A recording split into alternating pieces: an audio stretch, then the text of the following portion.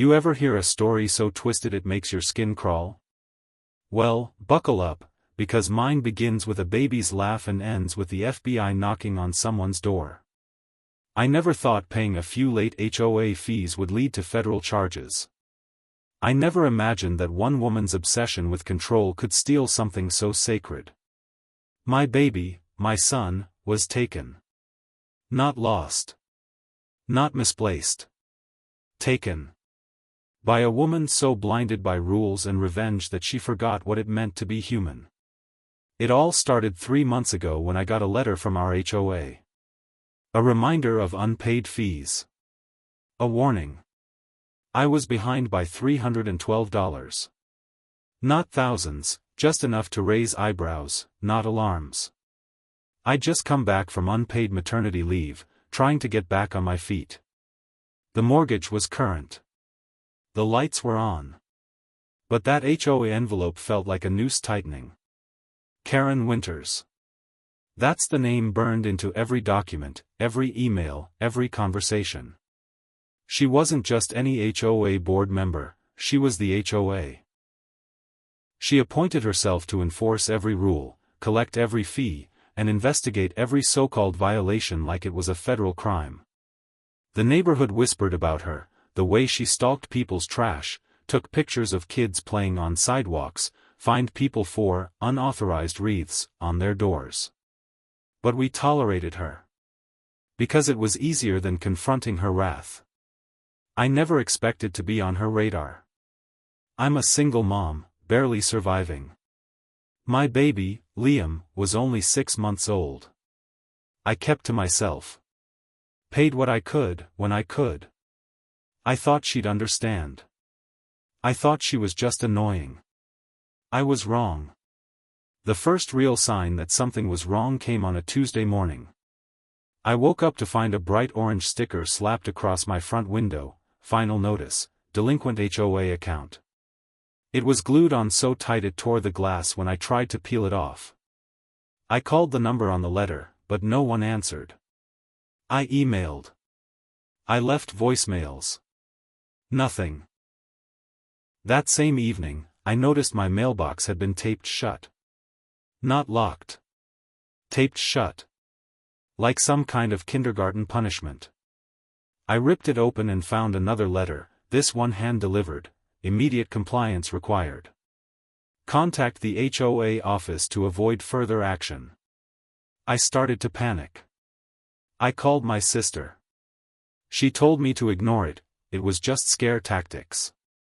But I knew Karen. And I knew she didn't make idle threats. The next few days were a blur of harassment. My trash can was moved to the middle of my driveway with a citation attached, improper bin storage.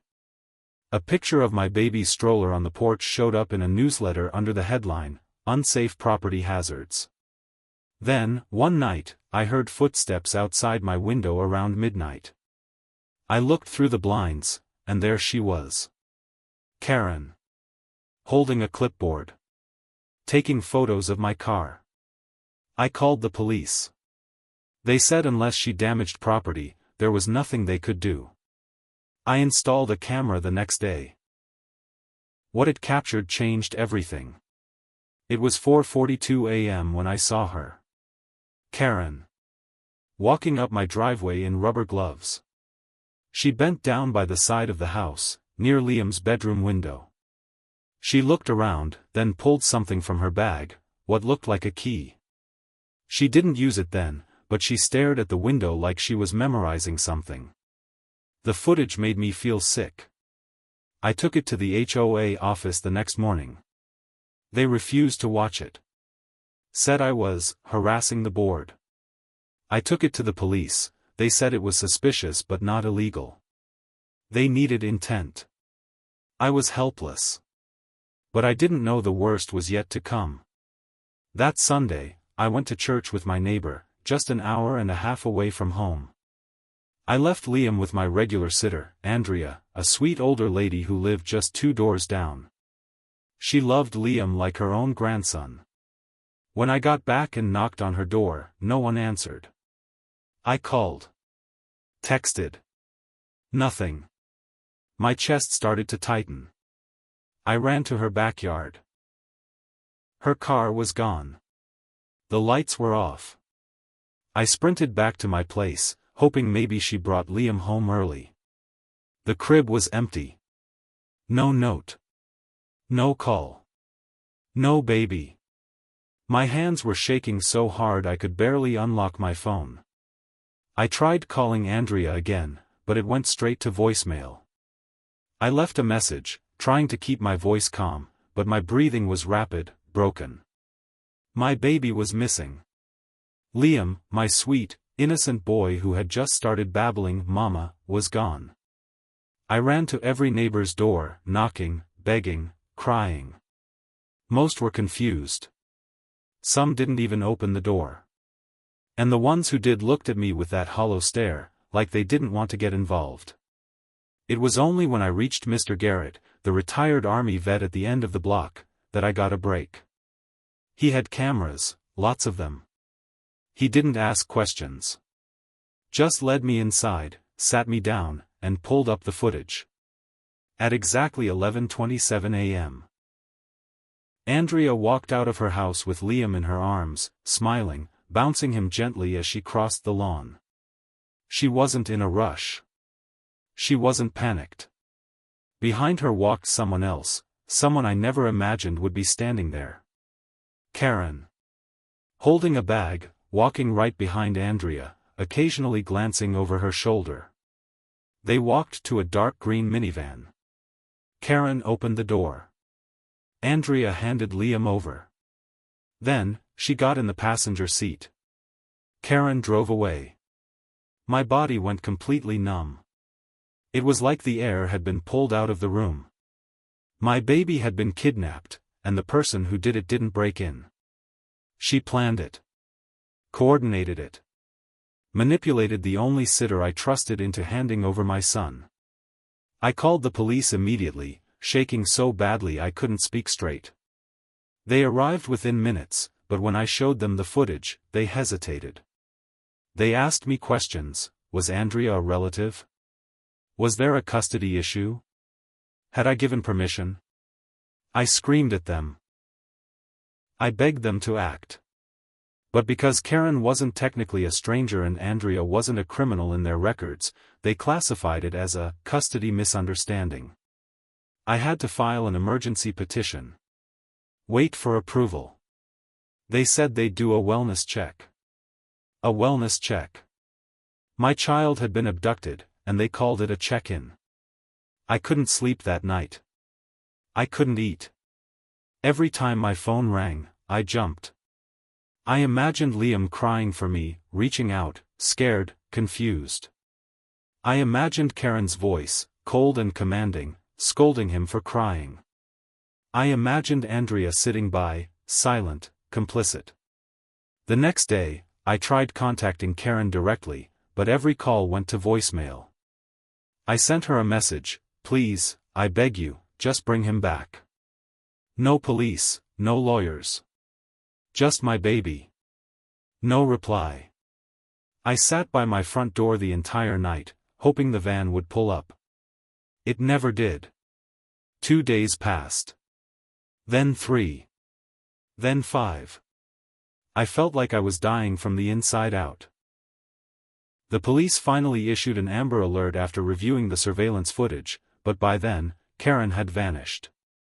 The minivan was registered under her cousin's name in another state. She had used burner phones. No credit card trail. It was as if she had planned this for weeks. That's when I started digging into her background. And what I found chilled me to my core. Karen had no children of her own. She had never been married. She'd fostered a child once, 10 years ago, but the placement had been terminated after just 2 months. The records were sealed, but a friend of mine who worked in social services told me off the record that it wasn't a healthy environment. That's all she could say. That's all I needed to hear. I took what I had and drove to the county prosecutor's office myself. I didn't care how desperate I looked. I didn't care if I had to scream. I was going to make them listen. That's when everything changed. I walked in with the video footage, the police reports, and a folder of every HOA document Karen had ever sent me, dozens of threatening letters, fees, notices. The prosecutor's assistant watched everything. Said nothing. Then disappeared for 20 minutes. When she came back, she brought a man with her, an agent from the FBI's Crimes Against Children Division. I didn't understand at first. I thought it was still a local matter. But what I didn't realize was that Karen had crossed state lines. Crossing state lines with a child who isn't yours, that's what changed everything. That's when it stopped being a custody misunderstanding and became a federal crime. The FBI agent didn't smile. He didn't blink much either. His voice was steady, professional, but there was a fire behind it. "We take this very seriously," he told me. "You did the right thing by coming here." I didn't know whether to cry or scream. My world had been chaos for a week, but now, finally, someone was treating it like what it was: kidnapping. Child abduction. And the woman responsible wasn't just some harmless neighborhood busybody. She was dangerous. Calculated. Capable of things I had only seen in crime shows or nightmares. They took my evidence. Copied the videos. Scanned the HOA threats. Then, they started asking questions about Karen's habits, her behavior, her associates. I told them everything I knew, even the strange, small things, like how she always drove a different route out of the neighborhood or how she once claimed she used to work with child placement services, though I never saw proof. That's when the agent leaned in and said something that made my stomach twist. "We've had complaints about her before. Nothing that stuck. But this might be enough." I clung to that word, might, because it meant there was still a chance. A small, painful chance to get my baby back. Meanwhile, the neighborhood was changing. Word had gotten out. Everyone knew what had happened, even if the news hadn't aired it yet. Some people acted like they didn't know me. Others offered awkward condolences. But what shattered me most was Andrea's betrayal. She'd left town without warning. Without a goodbye. I trusted her with my son. I let her into my life. And she handed Liam off like he was a package, not a person. The police tracked down her cell data and confirmed she had also crossed state lines, right alongside Karen. But no one could find them. It was like they'd disappeared into the fog. Then, 11 days after Liam vanished, I got a phone call. Not from a number I recognized. The voice on the other end was trembling. A woman. She didn't say her name. Just this: "He's safe. But she's not well. She talks to him like he's hers. Like she gave birth to him. You need to find her before she does something permanent." I froze. I tried to trace the call, record it, anything, but it ended before I could respond. I called the FBI. They told me it was the break they needed. The signal had pinged from a small rural town just across the state border, nearly 300 miles away. That's where they focused the search. The next 2 days were pure agony. I didn't sleep. I didn't eat. I stared at my phone like my life depended on it, because it did. Then, at 6:13 p.m. on a Saturday, I got the call I'll never forget. "We found him." That's all the agent said at first. I burst into sobs so loud I scared my own neighbors. He explained that they had found the van parked behind an abandoned property, a crumbling farmhouse at the edge of town. They surveilled it for hours. Karen came out twice, alone, pacing, muttering to herself. She carried diapers. Bottles. Then finally, the tactical unit moved in. Liam was in a small bedroom, safe, but confused and crying. He recognized my name immediately. "Mama," the officer said. He whispered. "Where, Mama?" They said the room was obsessively decorated with baby items, most of them new. Karen had even printed out pictures of herself holding someone else's baby and pinned them around the room. She called herself Mommy. She kept a journal filled with pages describing her life with Liam, a fabricated fantasy she had written as though he had always been hers. The agent said it was one of the most disturbing things they had seen in a long time. Karen was arrested on the spot, screaming, "You can't take my baby. He's mine. She doesn't love him like I do." They had to sedate her. Andrea was found hiding in a back room. She claimed Karen manipulated her. Said she believed it was all legal, that I had signed custody over temporarily. The FBI didn't buy it. Neither did I. She had looked me in the eye days before and told me Liam was her little sunshine. Now she was sobbing and begging for forgiveness. I didn't have any to give. They brought Liam to me at a local child services office. When I saw him, when I saw that little face light up and those tiny arms stretched toward me, I collapsed. I held him so tight he started to squirm, but I couldn't let go. I cried until I couldn't breathe. He was thinner. Tired. But he was mine. Still mine. I rocked him and whispered over and over, "Mommy's here. Mommy's here. You're safe now. I've got you. I'll never let anyone take you again." The days after I got Liam back felt like living in a dream, except the dream wasn't peaceful. It was haunted. Every time he cried, I panicked. Every time he looked around the room with those wide eyes like he was searching for something or someone, my heart shattered. What had she told him in those 11 days? What had he seen? Would he remember her? Would he forget me? I held him through every nap, every meal, every breath. I couldn't sleep without checking that he was still there. I'd wake up in the middle of the night in cold sweats, terrified that it had all been a mistake, that he was gone again. But he was there.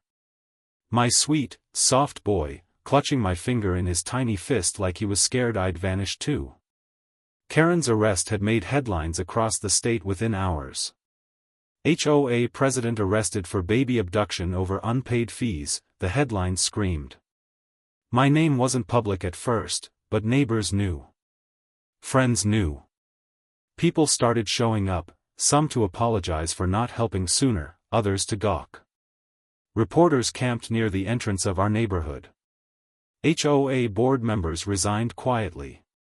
Karen, it turned out, had used her position to create fake warrants and internal violation forms that were never approved.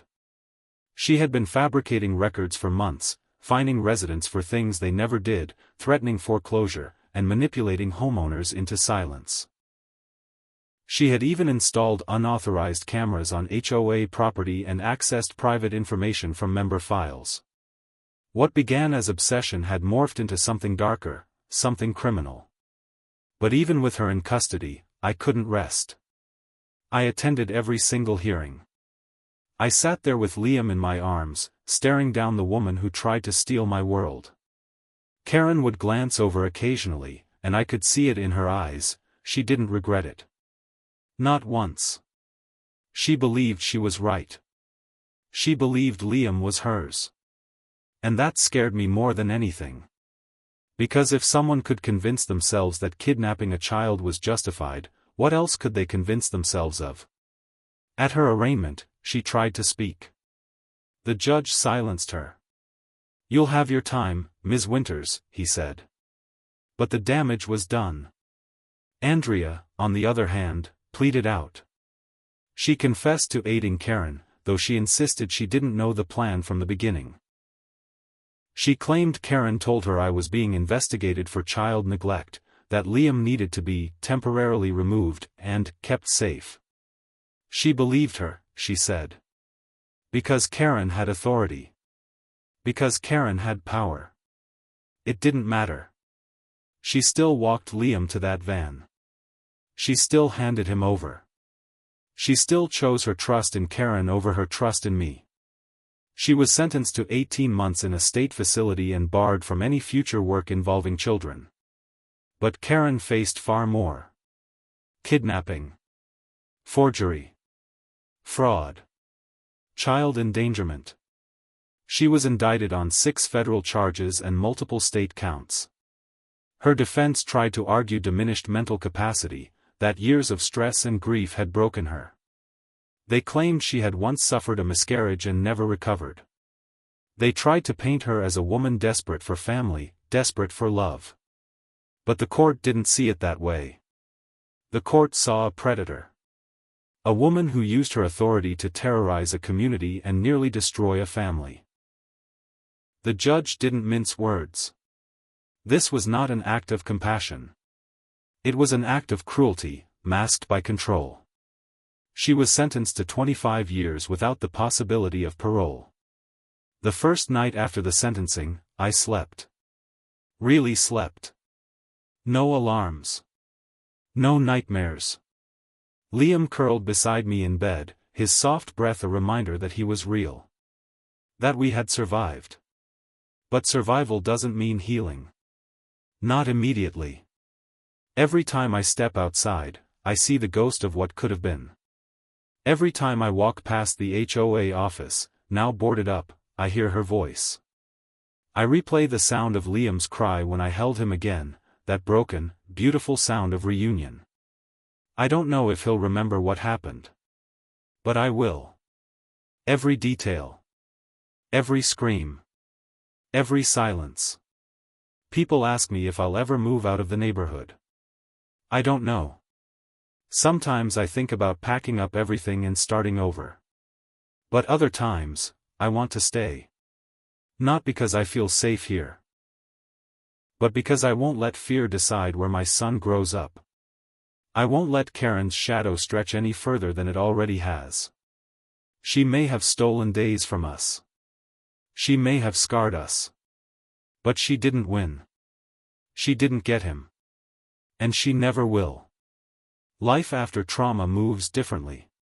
Slower in some ways, and yet somehow the days still vanish like smoke. It had been 2 months since Karen's sentencing, and I was still relearning how to feel normal again. Some days I succeeded, little joys, like Liam's giggle when he splashed water during bath time, or how he'd hold out his hands and wobble toward me. Other days, I broke down over nothing. A knock at the door. A strange van parked too long. Even the sound of keys in a lock could send my pulse racing.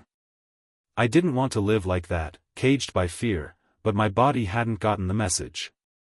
I smiled for Liam. I laughed when he needed comfort. But deep down, something in me still hadn't healed. Because you don't just bounce back from knowing someone thought they had the right to take your child. One morning, as I sat on the porch sipping cold coffee while Liam played on his blanket in the grass, an envelope arrived. No stamp. No return address. Just my name, written in a tidy, practiced hand. I opened it with trembling fingers. Inside was a single sheet of paper. Typed. Precise. I'm sorry. I didn't know the full truth. If I had, I would have stopped it. I hope one day you'll believe that. I stared at it for minutes. Andrea. Of course, it was her. Maybe it was guilt. Maybe fear. Or maybe she was trying to rewrite the role she played in all this. I didn't know what to do with her words. I didn't want revenge. I just wanted peace. But closure doesn't come in a neat little envelope. It comes in waves, grief, anger, forgiveness, and sometimes, a quiet acceptance that no explanation will ever be enough. And when he asks me the one question I've already prepared for, why me, Mom? Why did she choose me? I'll kneel down, look into those curious eyes, and tell him the only thing that makes sense. Because you're light, my love. And some people, when they see light, they want to own it. But no one can own you. No one ever will. Then I'll pull him into my arms, hold him like I did on the day he was returned to me, and remind myself for the 100th time that we made it. That no matter what darkness comes next, we already faced the worst, and came out the other side, whole.